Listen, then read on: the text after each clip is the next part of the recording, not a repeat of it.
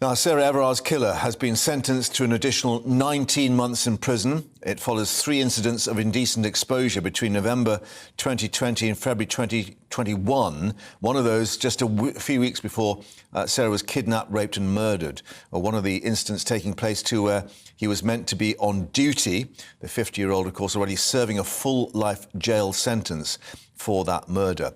Well, joining us now in the studios, Chris Hobbs, former Met Police officer. And Chris, we've got comment from the victims and indeed the judge in the case about how he wasn't picked up, or at least the alarm bells weren't sounding. And of course, this ties in with the whole incident now of indecent exposure being more of a serious offence rather than a nuisance, I think, as it may have been seen by many police officers previously. Yeah, I think that's true, actually. I think that's probably brought about a whole different focus on that offence and the offenders.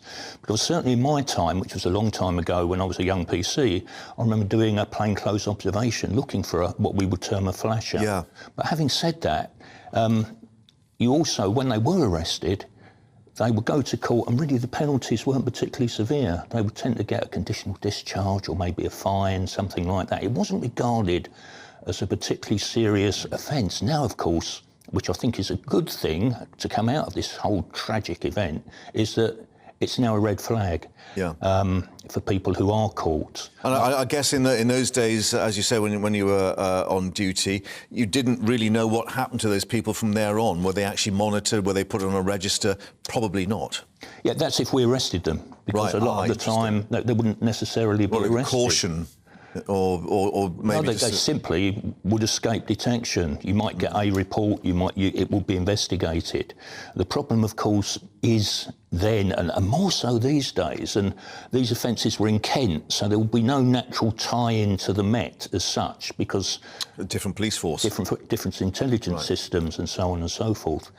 And perhaps because it wasn't regarded as high priority, it will be now, that officer or the officers investigating may well have had something like 20 or 30 other crimes, because all the officers, investigating officers these days, it's not like the TV where you get one crime at a time that you solve. Often they're carrying big caseloads. It'll be interesting. And they're trying to juggle all those at the same time. Yeah, and trying to prioritise them. Now, obviously, massive missed opportunities, because if Couzens, and I can only say with complete contempt, Couzens, if they'd have checked a little bit further when they got the car number, would have found... This is when he was driving through this McDonald's drive-through, and clearly they got the number plate, and actually forwarded it to police. Yeah, but it would have been to Kent Police, and there would have been no indication on the police national computer that he was a serving police officer. Now, the other incident, when he came out of this woodland, when this cyclist was going past and exposed himself, and the point was made he was on duty, working from home. Now, people will be thinking, how on earth, number one, is a police officer allowed to work from home if he's on duty? And why wasn't there some kind of monitoring of where he was and what he was doing? Well, yes, I mean, sometimes people, perhaps if they're unwell, if they're returning from sick, they might have domestic circumstances, so it may well be that the supervisor would say, OK, work from home today. Exactly what sort of work he was doing, he would have to work from home, take a police encrypted laptop home with him to do whatever it was he was doing. He could be updating intelligence reports, for example, or in something like duty rosters. Right. But I'm sure that will come out in the inquiries that are unquestionably going to follow. And the other aspect of this, which you've touched on, is the separation, if you like, from police forces. I mean, will that be one of the areas that the inquiry looks at, that the fact that, as you said, the systems don't mesh up, it seems, or the intelligence is not shared? That's right. I mean, there are some computer systems, the police national computer, the police data, but everyone sort of has got access to it. But certainly local intelligence databases, if I wanted to do a check when I was in the police, and I did quite often, of another force, I'd have to ring up their force intelligence unit to actually get the check done. And sometimes that wouldn't be an immediate check. So it's not a seamless system. It's something that all police officers would like to see improved, frankly.